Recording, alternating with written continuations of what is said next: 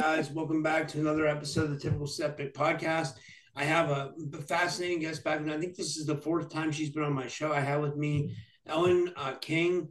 She's a past life regressionist, an artist, an esoteric researcher, a purveyor of Marcel Vogel crystals, and healing techniques. And today we're going to, and she gets into a whole bunch of occult topics. And today we're going to be getting into a lot of stuff about, like, I think flat Earth or hollow Earth and the UFO phenomenon, according to like what she's been studying lately. So it's going to be really interesting. It's actually going to be really interesting from what I looked at from the images she sent me. So with all that said, Ellen, thanks for coming back on. How are you? Yeah, I'm good. Thanks, Rob. Thanks for having me back on. And it's always good to talk to you anyway. Yeah. Hearing all this knowledge is important, I think. So, Yeah. So where did you want to start off today? Like, what were you looking into with the UFO phenomenon? well, I started listening to some of Jacques Vallee's information because I think the man is a genius for hitting a connection with the UFOs and some of the lore of like fairy tales and folklore of old. He's started kind of overlapping the two because he was doing a comparative analysis based on his book, The Passport to Magonia. He was doing an analysis of how a lot of the UFO phenomena sounds similar to what some of the folklore was of old, with the fauns, fairies, and all these elves and dwarves and all this other stuff. So that's where I was like, oh my gosh, maybe we do need to start considering this angle, because again, it starts tying also into the Yggdrasil narrative that I've spoken about before. And I think that's something to consider, because I feel like this existence and this experience that we are participating in is a closed construct. It's not something like you can go out in a linear fashion straight up into the cosmos like they want us to believe with NASA and Hollywood. So that's just my take on it based on So spiritual. you're more of a flat Earth, you would say, or do you believe there's like an ice wall and something's existing outside of that ice wall, or like what do you think's going on with that? Potentially there could be other lands beyond the ice wall because of there's tales of the North Gate or the Summer Gate. There's different things where people have said that they've experienced going beyond the Arctic Circle. And because you got to listen to the words that they're using as names and descriptive words to describe some of these things. Arctic Circle would imply that it's a complete circle, right? So it's like they're telling us the truth, but selling us lies to our vision through television. And the old maps apparently are actually telling us what our world encompasses, and that it's a different structure. And I think we need to listen to some of the past descriptive, verses that were out there. And I'm coming across old books that are describing what it is, because the alchemists knew. And then, we have these people who can astral project and do other things, like amazing experiences that some of these people have had that are far beyond what we've been aware of, to describe what it's like in the spirit realm and then what this reality truly entails. Yeah. Because Oh, sorry. Go ahead. Yeah. no. I mean, I love the dialogue. So, jump in anytime. But what I'm getting at is that this is a part of our holographic reality that is the dream state as well. Because this is where science is actually starting to prove that we live in a holographic universe. And in spiritual aspects, they start to describe it as it's kind of like a funnel. We come down from this other realm where we're a different vibrational frequency, and somehow because of the light we can come through the firmament into the element of earth and don a clay body and walk around until that body gives out, and then our spirit goes up back into the light. I mean, this has been talked about for since the beginning of time, that there's a spirit realm that's all around us that we can't always see, but some people have the ability to see it. Yeah, it's interesting. Like I was gonna say, um, so do you believe that the Earth is hollow then, or do you believe so? It's holographic, right? So is it just? Do you think it's like a hollow flat Earth, or do you think it's kind of like what we were creating it as in our? Do you think it's what it is? Whatever we think of it as, is it's a projection? Do you know what I mean? Yeah, I do feel like we are part of this projection. We are co-creators of this existence and this reality.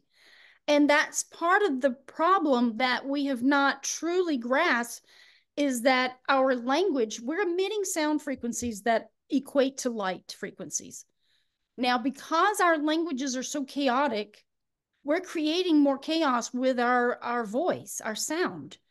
And it's almost like we created this experience to then come down and then be a part of it. Because in the zodiac, you're going to find so much deeper truth to literally everything, every aspect about yourself and everybody you know, and how and this is actually spoken of in India, in their teachings, they teach you that you designed this experience for yourself to come and play a part of this game. And it's all for experience of the soul. And it seems crazy, when you think of it that way, but even the shadow aspect, all of the darkness that's out in the world is a part of us. And if you read the Tibetan Book of the Dead, it starts to say that the light and the dark are merely just aspects of the same thing. And when you die, the moment you see white light, you recognize that light as yourself, and then somehow you get redeemed from that by knowing that's you. But then if you don't recognize the white light as yourself, then you go in through the different colors of, green and red and orange and yellow and all that. And those are different aspects of energies where other entities lie. So we, according to Tibetan Book of the Dead, we actually exist in the blue moon sphere. And that's the I would basically describe it as the influence of the moon. And this is why people can get crazy during full moon nights and stuff, I guess. Like weird things happen during full moons.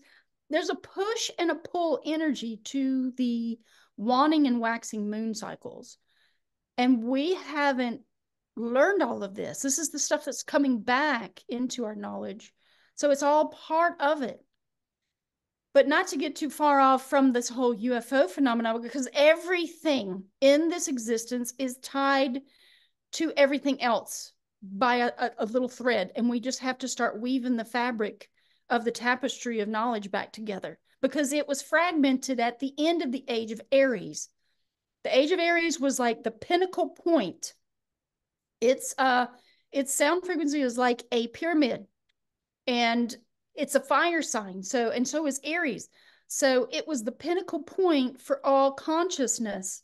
We reached the highest estate, and then the only way to go is back down to the 2 feet. And that's it by the design of the zodiac chart that I have. You can kind of read that and you're like, oh my gosh, okay, so it has to start over, because those souls graduate. Some of those souls graduate on, but some of them continue on in this experience.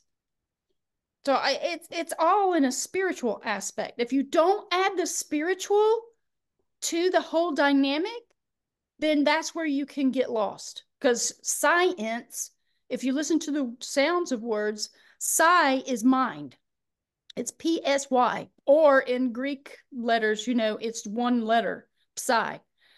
So then ins is also like to cut, to rend. So rending the mind with science. I mean, this is kind of where we're going into etymology and stuff. You got to think about all these terms and where they come from, and then the magic that's being emitted from it, because the voice is light. So where do the UFOs come in? What do you think they have to do with what our reality is? Like, what does Jacques Vallee say?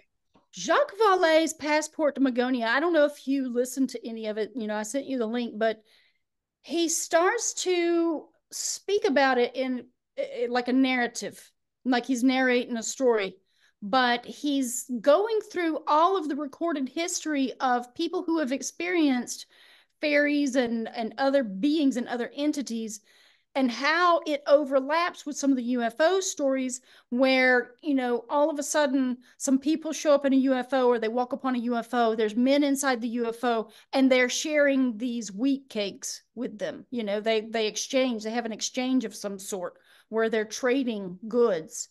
And I was like, wow. And so this is what the secret commonwealth, which are the fairies and elves and dwarves and all this, they would also practice this type of thing where they would exchange goods for something else, for a service, or, and people being abducted to render a service to help in one of these other realms and then brought back to where they actually came from. I mean, it's like, okay, now it's starting to kind of merge with some of what we've seen with the UFOs coming from underground, coming from under the water, how they abduct people for whatever purpose.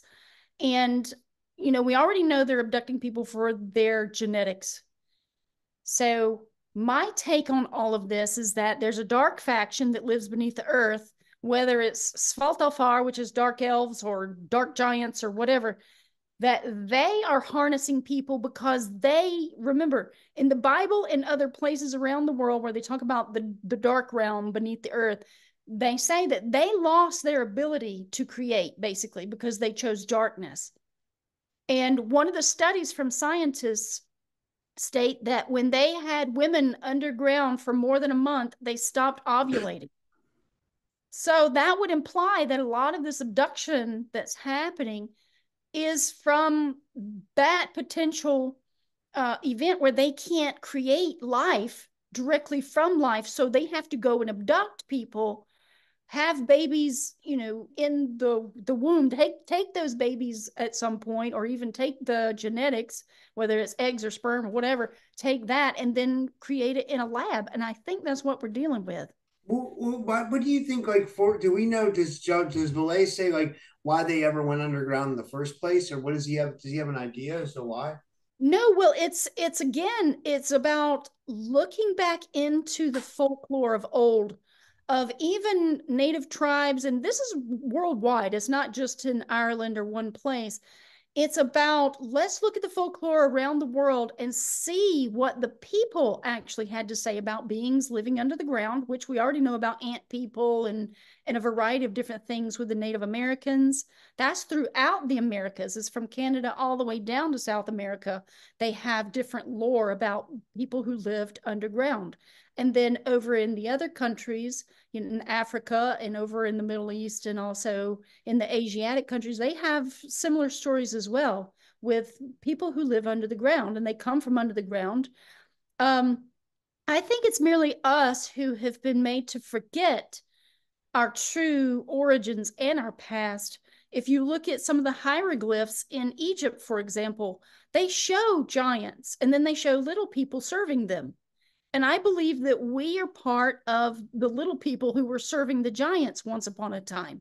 And that, throughout time, the generations finally split off from being that type of slave into a different type of slavery, which is where we are now with the monetary system.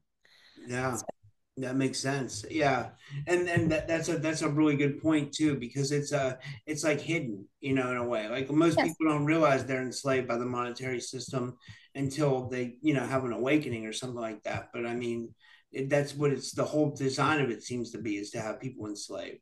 Yes. And then now that it's shifting into the digital world, we really need to learn how to use caution about contracting with all of these different artificial intelligence contracts. I mean, these are soul contracts. We have to also think about that. Now, I have a Peruvian friend, and he is from deep Peru, like in the Andes Mountains. He stated, like, I was questioning why he didn't have a mirror in his house, and he didn't want to tell me because I guess he thought that maybe I would judge him by, his beliefs. But he said it's because it will take part of your soul. And I've heard that even about photography, how it can actually capture part of your soul. And so they have different lore down in Peru as well. In his village and surrounding villages, they knew about these vampires that had chicken feet. And I got him to tell me the whole story about these incidences where there was a woman, for example, who would be bathing in a creek, and she'd be standing in the water up to her knees or just up to her thighs. And of course, she's naked. So a guy happens upon her and thinks, oh, wow, there's a naked woman bathing in this creek. He's like, oh, and she starts beckoning him to come over, but she's hiding her feet because she's standing in the water. And so they end up finding this guy dead without any blood in his body. And this is something that's known about amongst the people there. So it's just, again, another story of lore that we need to consider. And not to say that if you look into the Jewish mythological creatures, it's called a shade, Shayd. And it is a person, and they show these chicken feet. And chicken feet look demonic, by the way. They look like dragon feet or something. Yeah. But that's just one little example of the stories that are still out here in the world that, indigenous cultures still hold on to spiritual knowledge. It's us who are losing the foundations of our reality by continually following a narrative. Whose narrative are we following at any given moment? That's why I go into the past. I want to know things, foundational truths, so that I can get at least myself and maybe whoever's interested back on track onto alchemy, because alchemy is the foundation to study our reality. And once we learn that, then we'll learn not to follow somebody else's belief system, because that's all science is really turning out to be, is a belief system without spirituality. To be like, okay, we got natural foundational knowledge again.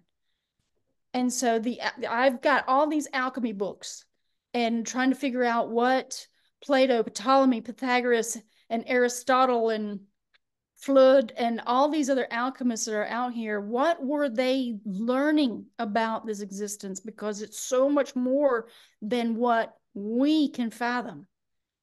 And the UFOs, the phenomena keeps going on. I know someone who lives over there in California, the mountain that's over there. I can't even think of it right now, but Shasta?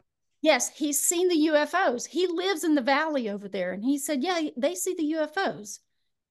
And then other people are talking about how they studied the phenomena of some of the beings that are over there that actually celebrate at midnight, which would imply that they're celebrating darkness.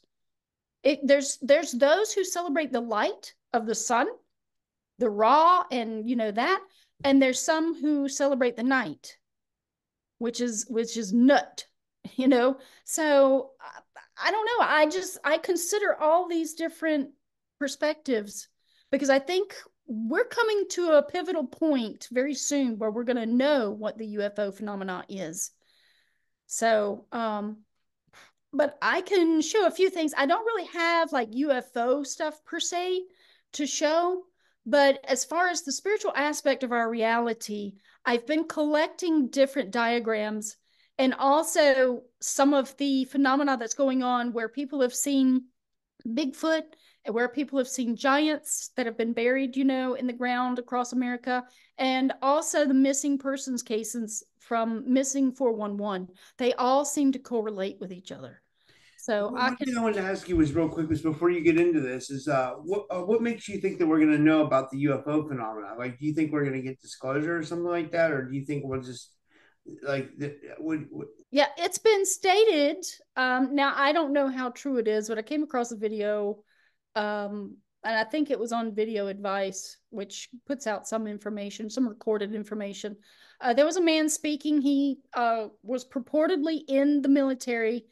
And he stated that it has been told to the governments around the world that if the governments do not disclose the UFO phenomena, that it will be disclosed for them by 2027. Wow. So, yeah, because of the deceptive practices that they're employing with their Bluebeam, Project Bluebeam, and some other things that they have, this technology that they have, so that they can scare people and control their minds and stuff and herd them in a direction. And of course, we've had infamous speeches from past presidents that spoke about, you know, if only we had some event to bring us together, like a UFO event, basically, or aliens. Yeah, From, Reagan said that. Yeah. yeah, exactly. So, you know, and so I go and I look at the etymology of words, what they've been using as words in these aspects. And I shake my head because I'm like, they made up this narrative in 1953 with scaring people with this alien narrative. That's the first time it was ever used in a sci-fi context. Because before that, alien meant a person from another country, from a foreign nation. So they're actually telling us truth. If these beings are actually from Terra, which is Earth, or extra Terrans or terrestrials, it just means they're extra and they've been here. And that we're the ones that somehow have not believed in some of this phenomena. And there's been people who are too afraid to speak out for fear of, you know, people just laughing at them. And that's been the biggest problem, is like it's been stifling the truth. And it's time for people to step up and start speaking about their story and about their experiences. I agree. I agree. I'm excited to get into some of this stuff. I know that I like the pictures. Now, you said you have some stuff about like Nephilim and Bigfoot too, you said? Yeah, so I have some images. I'll just share my screen real quick. I have some images in regards to all of that. Let's see. I'm going to pull this up. All right, so this is I captured the map from David Paulides' information where the missing persons are ending up in all of these national parks. Now, what I found interesting is that there's this band that goes straight through the United States that is pretty much empty and devoid of any kind of action and activity. And whether it's because it's not as populated, I'm not sure. But what's fascinating is that when you look at some of these other maps, they show the same thing. So let's just look at this. And as you can see, like each of these little points, these little color things are where people have gone missing. And the center part is the area that they're surrounding, which means there's something potentially beneath the ground, or maybe even an anomaly, like some sort of, I don't know if it's a portus gate, you know, the like a cullis gate or Are whatever. there any up by my state, which is Pennsylvania? Do you? I see. I'm just curious. Like, it looks like there's a lot up here. Yeah. So, I mean, there's a conglomerate all through here. Here's a centralized point. I guess they can't really focus and hone in on one particular area. That's why this is a mishmash. But up here, it seems to be like they kind of spiral around this That would be point. like the Boston area where the Bridgewater Triangle is. You know. Okay. Yeah. Well, and down here, you know, I'm down in Georgia. I'm actually down here. So there's someplace, some anomaly over here There in the is. It's they call it the South Skinwalker Ranch. It's like someplace. It's actually in Georgia. Yeah, I'll have to go check it out. I want to go down. Providence Canyon is like down here. They call it the Little Grand Canyon. And basically it looks like a some sort of Indra weapon or some sort of thing like that that marred the earth. It dug big gouges in the earth down there. And they use the excuse that it's bad farming practices. It's like a joke. There's no way they could make bad farming practices that bad. So, okay, here's another map. This is just missing persons across the US. And again, here's the devoid band that goes right through the middle. Yeah. But That's this is a lot up in the Midwest. I mean, the West Coast. So, and down in Florida, look at how solid this is. Oh So, my God. I thought that was interesting. And then here we go. This is the Bigfoot map. Again, here's that band that's kind of devoid right through the middle. But they are all over our our areas. I know people that have seen Bigfoot in Georgia. So that's something to be said about that. I've never seen one myself, but I do feel like they're around somewhere. But this is all the different places that people are seeing Bigfoot. You're saying, like, Yes, yes. This is all where all the sightings have been. wow. Wow, Yeah. that's amazing. Yeah. It's crazy, right? So there would have to be like a species, you would think, or maybe like an interdimensional species or something like that, Like it's Well, I think, once you obtain a certain level of consciousness, I feel like it has everything to do with that, yeah. going and having the knowledge and having also the light body that can phase in and out. Because apparently, in Jacques Vallee's information, he was saying that who was it, Aristotle?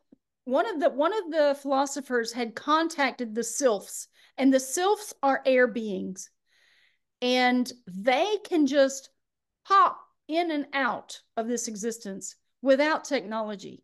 It's almost like a ghost in a way, what we would consider a ghost, but they're not ghosts. They just have a lighter body than we do. And they're able to use their body to pop in and out of what we call reality. So these are all things to consider as we gain more insight and awareness of what this reality truly is. And that's why, my goal is to learn more about alchemy so that I can gain some of the tools for the foundational information and then move forward with that, knowing how to, use things, the innate abilities, even. This is just a map of world mythology that I had, and this is just a small fraction of myths, and it's just to kind of show you that these things exist. The mythology is everywhere, all over. So I'm not really going to get into that too much because it Yeah. is part of the lore, and it's something I think we need to consider as far as what we're looking at. I'm sorry, I've got all these other things I need to see which one we got here. Bigfoot, missing persons. We did the missing persons map, missing people. Let me see. I had one of giants. I think that was the one that I accidentally closed. Let me grab that real quick. So yeah, I've got a map of the giants too. I'm getting all these maps and star maps too, because the stars, if they are truly fixed and they're on a fixed path, that is what they've been using as magical practice and geomancy and stuff. Okay, so this is where people have found giant bones across the US. And again, here's that void area where there's hardly anything. And again, this might just be because the population isn't in this area as much. But as you can see, it's very dense over here towards the east.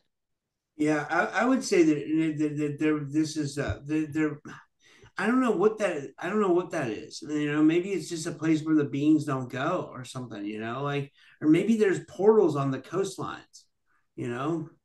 Yeah, it's hard to say. I guess that if you drive, I haven't driven it yet. I was planning on doing so in the near future, driving across the country.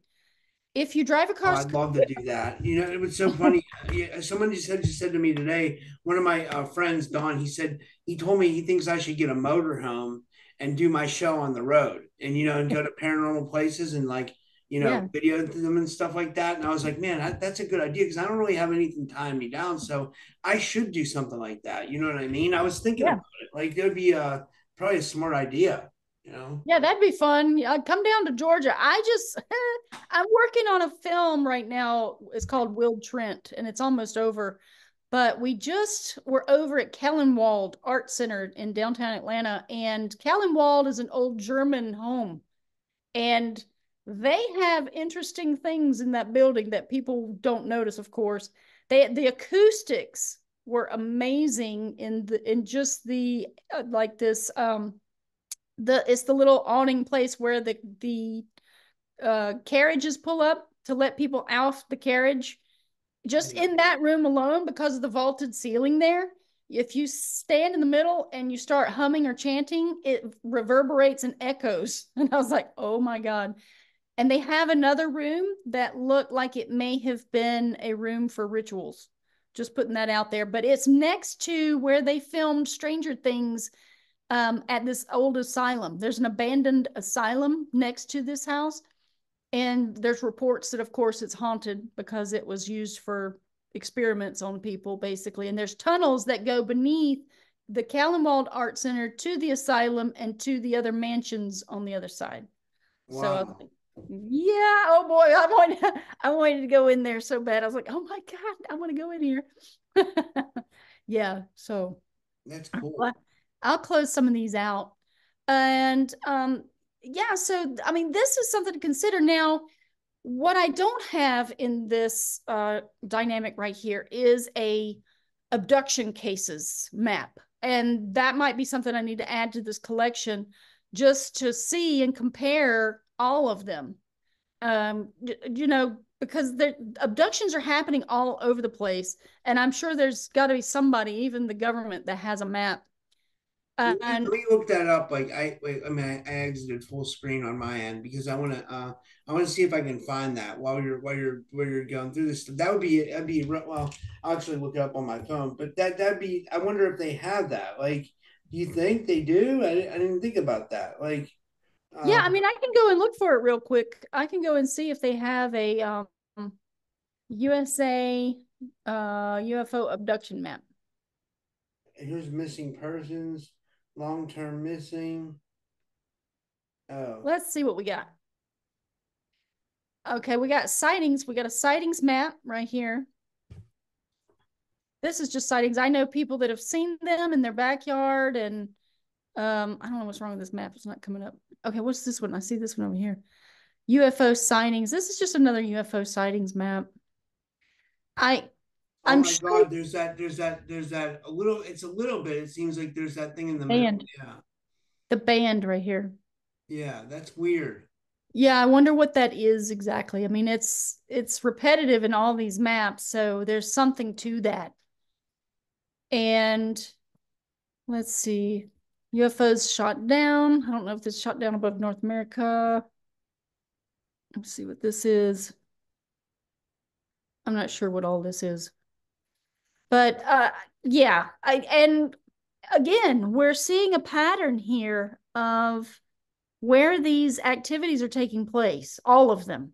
And honestly, what I feel about Bigfoot is that is the Jotun that is described in Yggdrasil. Jotun is earth giant.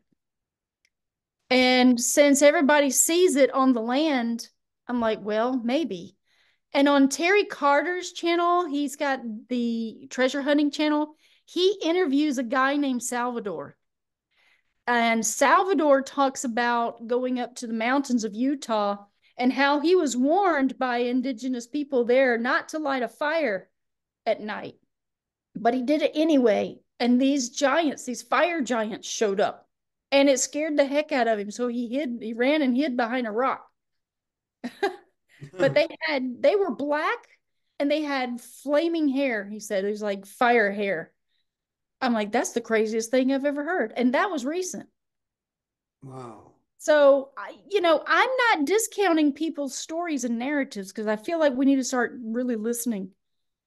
Because the more we turn our back on people, the more we're going to just shut ourselves out from the possibilities and potential of truth that's rising. So that's where I stand and all that. But yeah, so to talk about our world just a little bit, in the past, they talked about how our world truly is.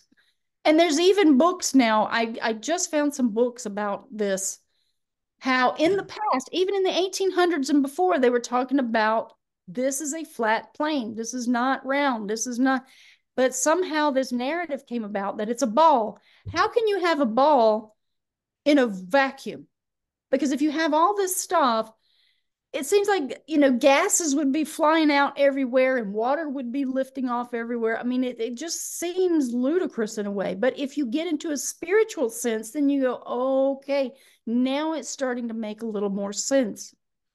Why do you say that? Why do you say that? Like, it starts making more sense, especially with science saying that this is a holographic reality. I mean, yeah, it's like a hologram, but also, when you get into some of the designs that some of these people were trying to express through two-dimensional formats, it starts really making sense that it's kind of like a funnel of light that pierces the darkness.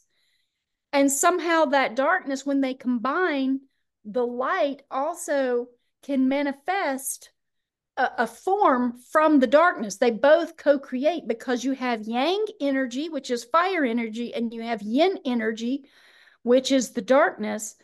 And the light somehow pulls a little bit of that earth up, and they magnetize, and it lets us walk around for a time.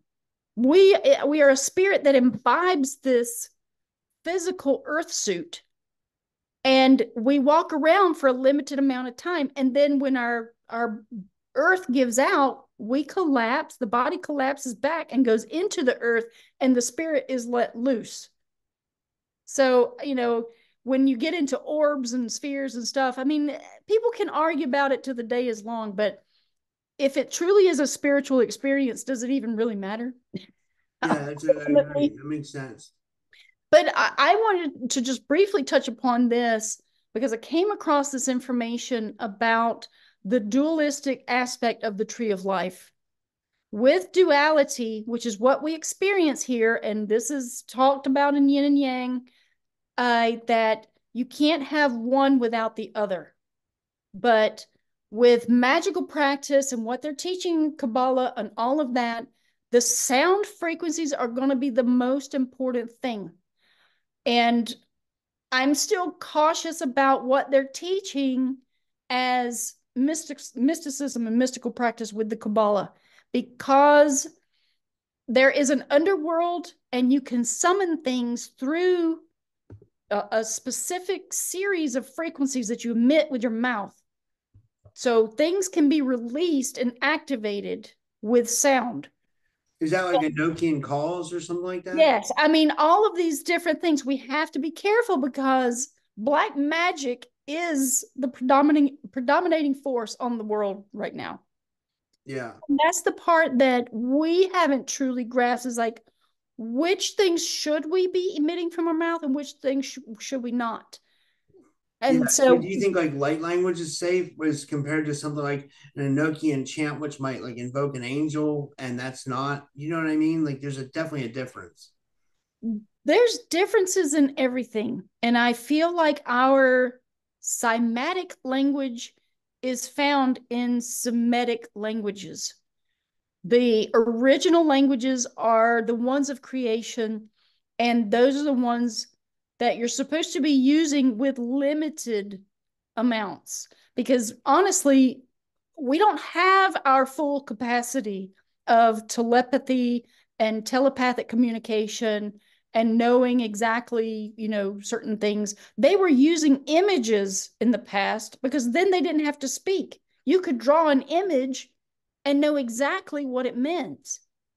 But since we're far removed from that, we've got emojis, that are kind of coming back and giving us some sort of way of communicating without words, so to speak. But because we use this English language and most of the world speaks it now, it has actually created a very powerful magical practice that's creating chaos and discord in the world. But that's just, this is a whole topic for another time. And but I wanted to just mention about this, that we need to be careful about what we're actually learning and how we're going about learning it, how we practice it and stuff. Because it can be, I'm using caution with all of this just because of the sound frequencies. I just think that they're putting things out there that we should not be speaking. So this is another funnel of our world based on Ptolemy and Plato. This is their model. And think of this as looking down the center of a funnel, all the way down to Earth. And it's kind of like Ek, the world of Ekankar, which also describes it as, part of us is way up here. Then we come down this channel, down into a third density. and then we manifest into what we call a physical form, but it's merely a condensed version of a holographic dream. Just think of it that way. And that's what that is. So, and this is where these other aspects of UFO phenomena, they could be zipping in and out through some of these other planes. I mean, it's just one of the potentials of how they're getting about and what they're doing and what they're up to. Yeah. um, I'm I kind of get a sense that maybe it's more like interlocking circles or spheres of energy. And for that, I have this image. Now, this is in my book about Robert Flood. Flood. We say flood, but it's Flood probably. Where this is our world. We have the yang principle and the yin principle, and that the two intersect, and they actually overlap more, and they create the four elements of alchemy. But this is a Vesica Pisces. It's a sacred symbol. And if you had more of these interlocking in the same manner in circles, then it would start to make sense that maybe there is another world that interlocks on the side of this one, and then another one next to that one, and another one next to that one, and another one next to that one, all the way around. And maybe that is how these like people are disappearing, as they're walking into areas on Earth where they're interconnecting and touching. I don't know. I mean, this is just an idea that came to my head, that they have a similar, type of reality, but theirs is parallel to ours. And because some of this stuff that's coming out, some of the information from the passport to Magonia, is that when people get trapped in the fairy world, for example, their sense of time is completely different. And that our time accelerates while they, if they spend 2 weeks in fairy world, it might be 2 months in this world, or 2 years, depending on, that reality, which is very strange indeed. So time operates differently in some of these other realms. And that people have been lost. Like all these tales in Ireland will tell you about all these people that just disappear and they're gone forever, or they might come back for a moment and say they need some help leaving fairy world. And then if you don't help them, then they get stranded over there. So that's just more lore to consider about the reality. Now, this diagram shows the Rosicrucian belief, and how they say, there's a sphere. This would be yang, this would be yin, and then we're in the central sphere. And that's the energy of Earth. So, yeah, there's spheres in some aspect, but at the same time, it's like energy. You got to think of it as more like energy. Yeah. Now, this is also Egyptian, and they talk about the firmament, and that it's a heavenly female body that holds the stars in place. But somehow they had knowledge of the firmament, and they were much more intelligent than we are. So, yeah. I feel like they had high technology. This is another diagram of what physicists are coming up with for our world. Again, you have the yang principle and you have the yin principle, and the two merge, creating the balance and the duality that we see. So just more stuff to consider. Yeah. And that's just another, aspect there of the divine realm. Again, this is similar to what the Rosicrucian image was. Divine realm, material realm, and then spirit realm. So then you have all these other entities. So one thing I've been doing recently is I've been watching the paranormal caught on camera. And there's a lot of ghost stories. There's a lot of UFO phenomena, but there's also these cryptids that are being caught on camera. And I believe a lot of what's coming out of Hollywood is also part of disclosure. in some sense, they have to start telling us because we're going into the age of truth. And so they're going to start telling us what's happening and allowing us to see some things, because that is the new oral tradition. All of the media that we use today is the method of and what was in the past an oral tradition.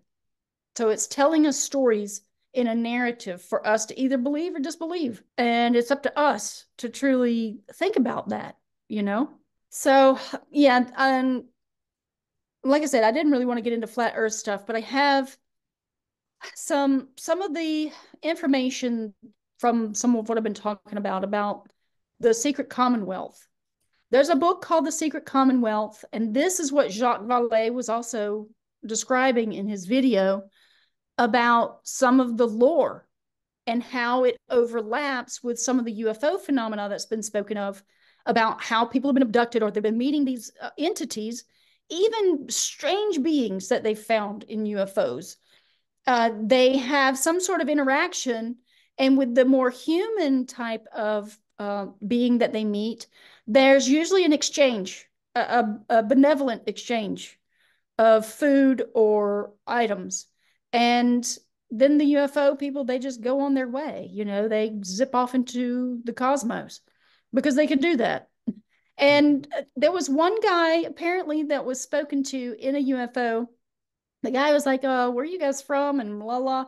And they were saying that they had already figured out air travel and that UFOs are being put into production. They were actually going to make like 4 of them in Ohio or somewhere like that. He's like, we've already figured out the problems of air travel and we've got some UFOs in production.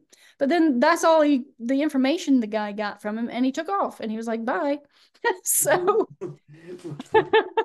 you What know. was this on? Was this on the paranormal show or what? No, it's in Jacques Vallee's. If you listen to Jacques Vallee's, it's a narrated book on YouTube, and it's The Passport to Magonia. It is fascinating. There's like 5 videos that go along with this, and you listen to it. Each video is probably just over an hour long, and it's basically narrating the book that Jacques Vallee put out. And you can actually go and look up Passport to Magonia online and look for the PDF version, and you can read it for free. So that's another thing that's happening, is that all of these books that have been printed before, they're all ending up online. See, this is Messengers of Deception, UFO Contacts and Cults. And one of the things that I found out about this UFO phenomena, there was an incident that happened over in Ireland where they had some wild ponies that would roam around the moors. And there was one known stallion. Well, they ended up finding this stallion sacrificed in a cultish manner. And that sacrifice, the way the description of it was very similar to what the cow abductions have been, with the cow mutilation and all that, where the eyes and tongue are missing, the genitalia. That's exactly what happened to this pony, and that it was actually attributed to a cult that had killed this pony. So that sort of kind of connected, you know, some of the UFO phenomena, in my mind at least, with that cattle mutilation phenomena. And so again, when they're dealing with cows, you're dealing with an earth element. You know, the cow is representative of the goddess. That's why they revere these cows in India. They don't eat cow meat or anything like that. They're actually like gods. They're treated as gods. They're actually worshipped or honored.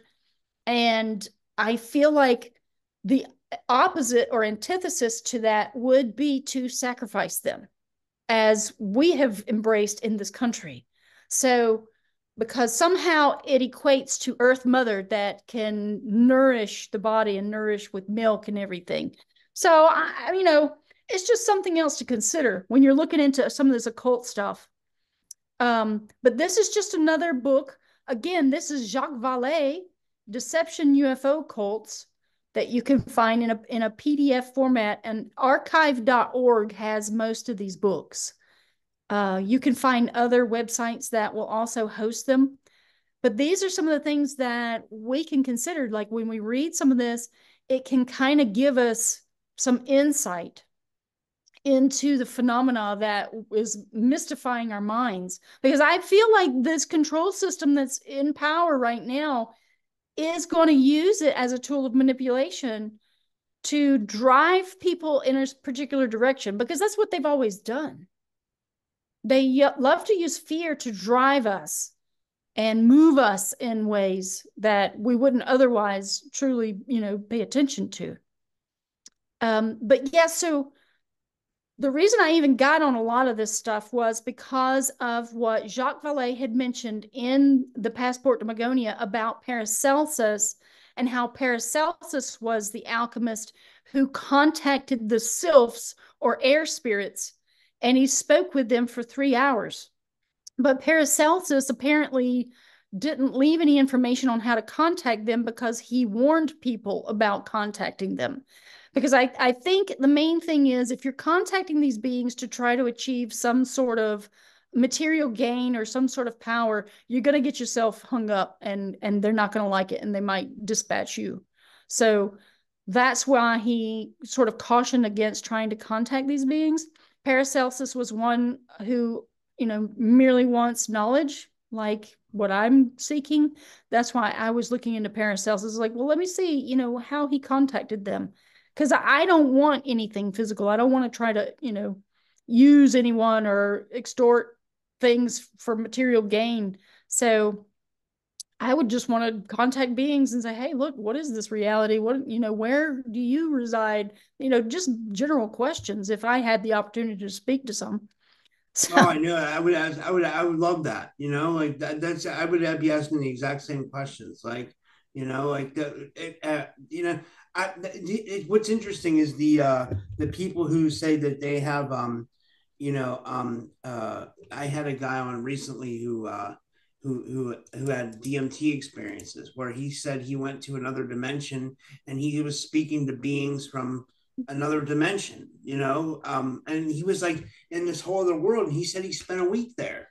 I believe him, but like at the same time it sounded strange, but like, but then like when he came out of the DMT experience, he had only been out for like a half hour, but like in his experience, the DMT had him like, he felt like he was there for a week, and he was with this being. It was a video, it was an interview I did.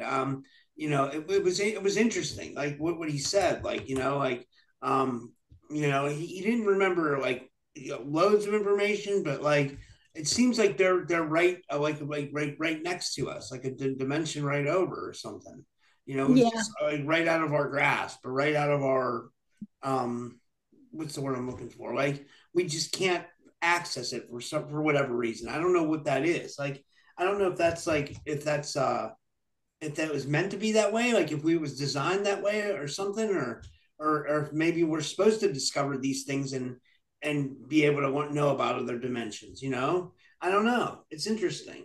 What do I you think think? it is determined by the soul's purpose. What the soul feels like it came here to discover is the soul purpose. Whatever it is. Some people are here just to learn about money. Some people are here just to learn about, you know, uh, educational things, or, whatever. I'm curious. I want to know more about the reality. I want to know my innate abilities. If I could become an alchemist, I'd probably be very happy, because I am already kind of on the path. Because when I look at nature and I compare things inside me and outside me, because that's what you do when you start comparing, doing a comparative analysis of the external world with the internal world, and then everything in between. That's when you're starting to gain a little awareness in an alchemical type of fashion. Like, okay, now you're becoming like an alchemist, because you're questioning the reality all around you, how things are made, why they're this color, why is it this form. And honestly, you listen to like some of the readings of old, like even in Yggdrasil, how it talks about the beginning of time, and that narrative, And it talks about how Muspelheim, the land of fire, combined with the land of frost, which is Niflheim, and they created this existence. And Niflheim is where the spirits come from. Muspelheim is where the fire giants come from. So there's like all of this combination, and then they created the moisture that created Ymir, and Ymir was a hermaphrodite giant. And the hermaphrodite giant started just pouring out of his pores under his arms and stuff these other giants because he was so you know he was just able to do that. It's the strangest tale, really. Like without sex, he was able to just make things come out of his body because he was just so fertile, you know. Yeah. And is it possible? Maybe. I mean, look at how cells split from each other. You know, one cell will be there and then it'll split into two and then it'll split into four and then blah, blah, blah, blah. So it kind of sounds like that. Yeah, that makes sense, and that makes me think like like stem cells for some reason, like how stem cells can like heal like things and like put things back together and like like so cells are a lot more lively than what we've been led to believe, if that makes Yeah. any sense. Oh, yeah, yeah, You yeah. know? I mean, it's living, it's light, it's life. They have the same sound frequency. It's us who are just, like children, like lost children, trying to pick up some semblance, some information to give us a foundation to begin with again. And since we're going into this age where we're going to have all this knowledge at our fingertips and it's coming from the digital information, um, it's going to be our choice to decide whether we want more information that's coming to us from the past, from the present, and the future, because that's what this Black Mirror is about divining for information. But you can either use it just to fill your mind with garbage or just entertainment, or you can use it as a tool to grab information now, because what you do now is going to matter in your next incarnation. And Yeah. all around the world, every culture talks about reincarnation. And just as a small example from my past lives that I've experienced, I can see how it's fit into this life. And then the next life, I'll be someone else, don another meat suit, and then I will have even more of that compounded into that life. And then who knows, maybe by the time we get around the great wheel into the age of Aries and, the golden ages, maybe I'll be an alchemist. That'd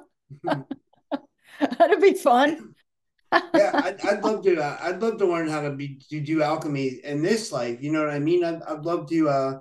But they say interesting about alchemy is they say that it's about the transmutation of consciousness, right? But like Yes. that there's the book The Alchemist too, which is by Paulo Coelho or whatever, where he starts out like he's trying to figure out like about alchemy, and he's trying to turn lead into gold, but like then he finds out that it's more a spiritual thing. You know what I Mm-hmm. mean? Like it's more like I think that yeah. Did you ever hear that book? Do you know what I'm talking about? Yes. Yeah, yeah, I read that book. And I think I lent it to someone. I had bought it some years ago, and then I think I let somebody else read it because I haven't seen it in my collection. Yeah, But Gerald talked about that a lot. Gerald Clark, mhm. he was really big on that book. I got to get it. Yeah, this was fascinating. This makes me think about a lot of different stuff. This makes me think about like what's really going on with our reality. Like, so I know they say NASA never a straight answer, but do you believe that then all those images they're showing us of Earth are basically bullshit from NASA? Let me just give you a little insight from an artist's perspective. I want you to go across the entire internet and just type in one of the planet names and type in NASA. Then go look at the multitude of shapes, sizes, colors, forms that are created as depictions of whatever planet or whatever solar system or whatever their space narrative is. It's never the same. Now, I took an astronomy class in college, and I was able to see Saturn through one of the big telescopes that was at the college. And that college was in downtown Atlanta. So they had an observatory that we could go to, and I could still go there today if I wanted.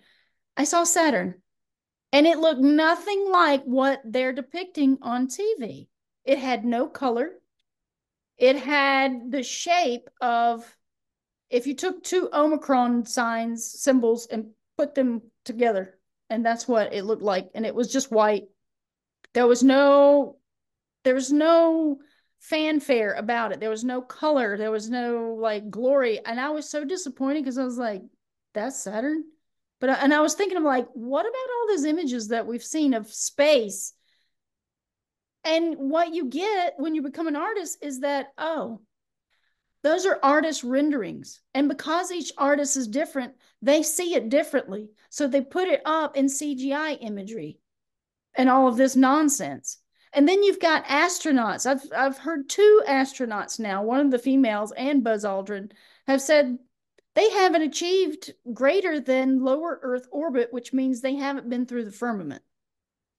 Wow. And what they call the asteroid belt, I go and do the etymology of asteroid. Aster is star, and oid was, let me see. I had it because I'm like, I was looking this up. I was like, people need to know this stuff.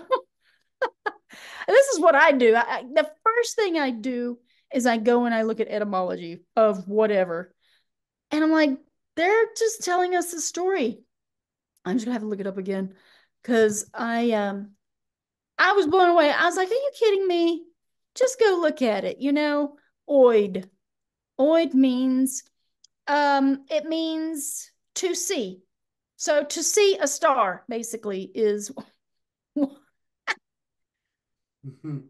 and I'm like, asteroid belt. Yeah, to see a star belt. Well, isn't that the entire sky pretty much? Like the firmament? That's what the Egyptian thing looked like. It looked like a star belt with that body of the. I'm like, okay. That's Keep going, interesting. NASA. Well, see, I mean, people don't consider, where was NASA? How was it created? It was created with the Nazis. The Nazis were not good, Yeah. and we brought them over here. And then that's where the CIA came about, was from all of this stuff. So we're talking about an invasion of our country, which is also happening right now. You know what? That's interesting. Dan Willis says that too. Dan Willis says that they had this plan. The Nazis did. It was called Volkenschwellenkrieg. That's in German. It meant worldview warfare. Where there was the plan was to infiltrate America, infiltrate our media, and they have done that. They have Yeah, absolutely done that. yeah, And there's people that think that the Fourth Reich never ended. Dan's no, one of them. A lot of people in ufology think that the Fourth Reich never really ended. That it like just was in Antarctica. And a lot of people think that we never really won World War II. It's like, like Penny Bradley will say, for example, that she's a SSP veteran. She says that, the Germans over in Germany surrendered in World War II, but the Germans in Antarctica never surrendered. And then there was that story with Admiral Byrd when he goes down there and he encounters like Nazi UFOs, and mhm, they take out a whole fleet of like American ships, and then yeah, there's the famous 52 flyover, or I think it's the Washington Capitol flyover of mhm. UFOs, where they said those could have possibly been Nazis, and a lot of people say that that was like a Nazi warning or whatever. But so there's so much something, and a lot of it I know is unsubstantiated or whatever, but it's still interesting to think about because it all could be very true. Well, yeah, because I mean, what did they do? They went around the world. We know about Hitler going around the world, getting all of this occult knowledge. He got the knowledge about the Vimanas that were spoken of in India, all the diagrams of Vimanas and how they were pyramid-shaped UFO craft that were anti-gravity, and it's not really gravity, by the way; it's electromagnetism. Yeah. So, and so that's all they did. All of there's been two factions, it seems, that have been just circumnavigating the world and going to all these ancient sites after the collapse and fall of Atlantis. They've just made a mad scramble using people to dig up all of these high technology, putting it back together and using it for their benefit to rule over the rest of us and to keep us dumbed down to where we don't know what's going on, and to keep us as slaves so that we can continue to just drone around while they are residing on top of the world. And I will, I'm very controversial in my view of Saudi Arabia at this point, because Saudi Arabia considers themselves the kingdom, that is, king of the dome of Saudi Arabia.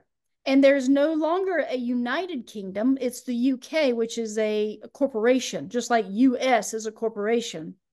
So I'm now getting very suspicious of Saudi Arabia as being one of the main purveyors of, I'd say, events that are going on around the world.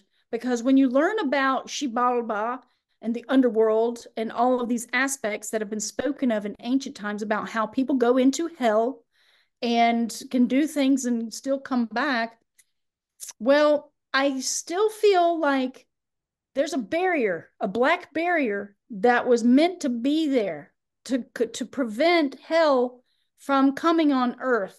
And that black substance could potentially be the oil, the crude oil that they keep pumping out of the ground. And that layer is supposed to be there for a reason. There's a reason why it's poisonous to us. Because black, anything black, is attributed to Saturn. Anything, any color black, any black animal. And the substances, Saturn equates to lead or poison in the metals, in the planetary bodies, and all the aspects in alchemy. So with them pumping out this black poisonous substance from the ground, they're altering some of the spiritual aspects that reside beneath the earth. And I say, this is just in my fantastical evolution of putting everything together, is that they've been extracting this crude oil barrier. We say it's oil. It's supposed to be there for a reason, and it keeps the underworld separated from our world. But now that they've been pumping it out, and they have the power of CERN, that they have been opening up gates to hell, basically. And that now the spirits, or Niflheim, they are now upon the earth. And we've been seeing more possessions in people. People have been seeing anomalous things happening all around. It seems to be rising and escalating instead of actually just, dwindling and going away. And especially with these shows like Paranormal, Caught on Camera, and all these ghost shows and all this stuff, there's something that's upon the earth. And the fact that all of these asylums are now being left to just be empty. And the one that I just spoke of earlier is just a prime example where they use it for filming locations. A lot of these old, psycho asylums are being abandoned. Why? They were using pharmakia. They were getting people possessed. Because when I spoke with, and maybe you should have Jerry Marzinski on your channel sometime. He's coming on May 12th. Okay, good. Yeah, he's wonderful to talk to. So he'll tell you all about his experience here in Georgia at one of the asylums that's in Milledgeville. And, he found that these people are not crazy. Schizophrenics are not crazy. They're possessed. And I feel like that's what's been the whole modus operandi of these facilities, is to use pharmakia to try to see what works. Not only mind-altering drugs, but to see what works to get people possessed the most. And that's where we see all these street drugs come into play, with meth, especially crystal meth. Oh my God. I've had cousins that have had, addictions to this substance. And absolutely, hands down, when I talked to one about this whole demonic thing, he was like, I need to know more about this, because you actually start becoming paranoid and you start hearing things in your head and people start talking to you. And I'm like, yeah, that's the spirits. That's opening up your consciousness and your auric field to all these other potential beings to inhabit your form as well. Because this is just like a satellite. We walk around as an antenna, sending and receiving signals. And there's other things that can come in and communicate with us. But because America specifically is not spiritual, they're religious, it's like they have a complete disconnect from who they truly are and what, other potential beings there are out here as well. And because they don't believe it, they have a belief system and not a system of knowing, a system of knowledge where they can actually have these experiences. Like I've had experiences with dark forces, and it's not good. But I started questioning it, as opposed to, oh God, that's just a horrible nightmare. I started questioning it and seeing people about it, and it opened up revelations to me just by questioning it instead of saying, no, I don't believe that. So this is where we are in our state of awareness. There are people that are becoming more aware of the spirit realm, and I think that's the most important aspect to gain about all of this, whether it's UFO phenomena, ghosts, or whatever, is that we need to maybe learn more, just be more open to receiving knowledge about other realms and other possibilities, because they're all right here. And it's all part of us and our experience. So we can also create these thought form beings because we're so powerful in our creation, and we haven't been made aware of how powerful we truly are. But that's where we're going as we go along this route into the age of Aquarius. So. Well, no, this was fascinating. This let me ask you this: is there anything else you wanted to cover before we finish up for today? Oh no, I mean, I just wanted to share that. I think just taking a different aspect and perspective with this UFO phenomena, and truly looking at the words and terms that are being used, like alien and extraterrestrial. This is where I think we need to be going into etymology, seeing where these words even began their foundations. Because alien, again, you look that up. It's started in 1953 with this whole narrative for sci-fi context. And before that, it was always used to describe someone from another country who had come into a neighboring country or a foreign country. But then, with extraterrestrial, terra is earth, and terrestrial means earth or earthling. So we're talking about extra earthlings, is basically what they're saying. And it's just, there's a narrative out here to lead people astray. And that's what I want people to be conscious of. Just open your mind to more possibilities. Wow, yeah, that's really well said. Would you want to tell everybody where they can find you? And thanks, Ellen. This was awesome. Yeah, it's always fun talking to you, Rob. Anytime. So yeah, I have my YouTube channel, Era of My Ways, ERA of My Ways, WAYS, and then my email is wellenbe, WELLENBE at yahoo.com. All right. I'm going to put this out tomorrow. I'll send you a link when I upload it. Okay. And if you want to put it up on yours whenever, yeah, if you, I know if you can probably download it. Yeah, I'll just rip it or whatever. Okay, that sounds good. All right. Okay. Keep in touch, and thanks. I'll talk to you soon. Okay, thanks. All right. Bye. Have a good night.